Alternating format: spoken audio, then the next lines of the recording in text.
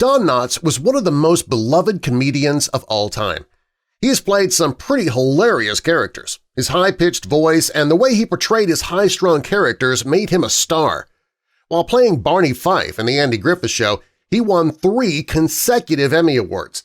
Despite his popularity, Don still tried to live a private life. When he passed away in 2006, plenty of interesting things about his life came out. Some of them might shock you. If you're a fan of Don Knotts, as I am, you might think that you know all there is to know about him, but you'd be wrong. Facts Verse presents 13 Things You Didn't Know About Don Knotts' Life. Don had a very difficult childhood. Although he made a career out of making people laugh, he struggled with serious issues as a child. Don's father William was an alcoholic, and he had schizophrenia. While growing up, William threatened Don's life several times. Once William put a gun to his son's throat. As if that weren't enough, Don's oldest brother died of pneumonia when Don was only 13 years old. He may have grown up to be a comedy star, but his life wasn't ever very funny. Some believe Don got into comedy because, finally, he needed laughter in his own life. In fact, a lot of comedians do that. Some actors and actresses had some pretty crazy jobs before they got their big break. Former Grey's Anatomy star Patrick Dempsey, he worked as a professional juggler before he became an actor. True story. Rachel McAdams worked at McDonald's in her hometown for a couple of years before she hit it big. Of all the jobs that celebrities had before making it big, though, Don's was probably the strangest. He worked, I kid you not, as a chicken plucker on a chicken farm. After the chickens were dead, it was his job to pluck out all the feathers. That sounds like a pretty horrible job, so Don's pretty lucky he found success in acting. Don didn't immediately land a role on a TV show when he first started getting into comedy. First, he tried to make a career out of being a ventriloquist. Don performed with a wooden dummy that he called Danny Hooch Matador. The two worked together for a few years, and finally, while he was doing a show overseas for the military, he decided to ditch Danny. Don woke up one day and realized ventriloquism wasn't for him. In fact, he made the decision so seriously he threw Danny overboard the ship that he was sailing on in the South Pacific. When people asked where Danny was, he would tell them that he was missing in action. Don made a good decision when he got rid of Danny. He didn't need a doll to be funny. He could do it all on his own. After Don Knotts died, some conspiracy theories started spreading about him. One was that he served in the United States Marine Corps and was a ruthless drill sergeant. That is not true, by the way. The only true part of the story was that he did serve in the military. He was far from being an intimidating sergeant, though. During World War II, Don provided entertainment for the troops to boost morale. He was part of a variety act called Stars and Gripes. He never saw any action. He just did what he did best. He made the troops laugh during times of turmoil. Thank you for your service, Don. Despite Don's unusual role in the military, never seeing action, he was still a highly decorated non-combatant. During his time in the service, he was awarded several awards. He received 4 notable medals, including the World War II Victory Medal, the Asiatic Pacific Campaign Medal, the Honorable Service Lapel Button, and a Marksmanship Badge. Although he didn't fight in any battles, he made the troops smile so that they would be ready when it was time to fight. Don was discharged from the military in 1946 after serving his country honorably for 3 years.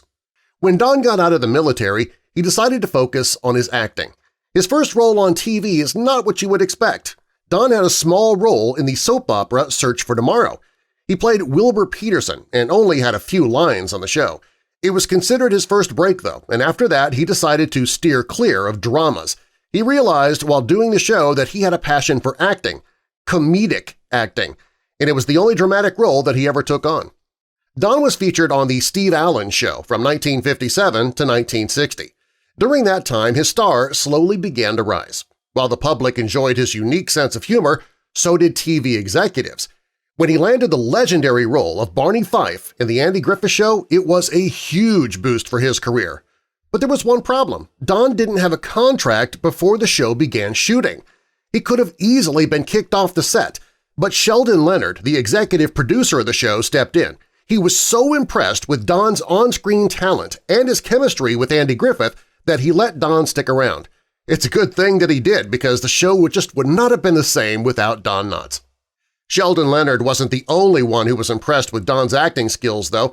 While on the set, Andy Griffith himself was blown away by his co-star's comedic abilities.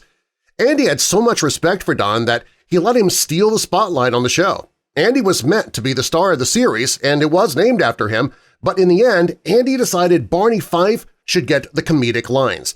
From the very first episode, Andy and Don were great friends. They had a friendship that was so strong it lasted their entire lives. Because Andy and Don were so close, their relationship was strong enough for them to play practical jokes on one another without either of them getting really mad. When Don would be taking a nap, Andy would throw film canisters on the floor, causing him to jump up, wondering what was going on. Andy also liked to call Don Jess, since his given name was Jesse. The two men enjoyed pranking one another, but not everybody in the cast thought that it was funny.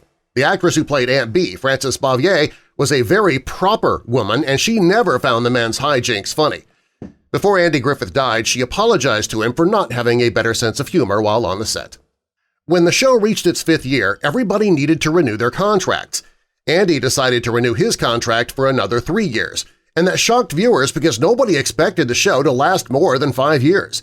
Don left the show in 1995 to pursue a 5-year contract with Universal Pictures. Don said that it was tough for him to leave the Andy Griffith Show because he loved it so much, but he knew that it was time to move on. Don may have left the Andy Griffith Show behind, but the series still left a mark on him and his comedy for the rest of his life. After leaving the show, Don's first role was when he played Luther Heggs in The Ghost and Mr. Chicken. The hit 1966 film was based on a memorable episode of the show titled Haunted House in 1963. Don will forever be famous for his role as Mr. Limpet in The Incredible Mr. Limpet. The movie was a combination of live action and animation. In the film, Henry Limpet transforms into a talking fish. He helps the U.S. Navy locate Nazi submarines right before the attack on Pearl Harbor. The movie premiered January 20th, 1964 at the Weeki Wachee Springs Underwater Theater. It was the world's first underwater movie premiere. Don was very proud of the work that he did in the film and said that it was a very, very good movie.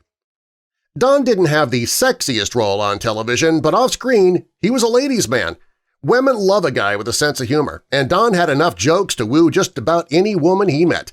His daughter Karen told People magazine that her father was quite the ladies' man, particularly when he was in between marriages. Don was a married man for most of his life, being married 3 times. His first marriage was to Kathryn Metz, which lasted for 17 years. The couple had 2 children together, Thomas and Karen. In 1974, Don married his second wife, Loralee Czuchna, and they divorced in 1983. Don's third wife was Frances Yarborough, and they married in 2002, and they remained married until Don passed away in 2006. What's your favorite Don Knotts character? Barney Fife? Maybe Mr. Furley from Three's Company? Or is it Mr. Limpet? Or something else? In fact, one of my favorites is Andy Griffith and Don Knotts together, but not in the TV show. They were in a movie called No Time for Sergeants. It was hilarious. Tell us your favorite Don Knotts role in the comments below, and subscribe for more. And be sure to click that like button so you don't miss any future episodes.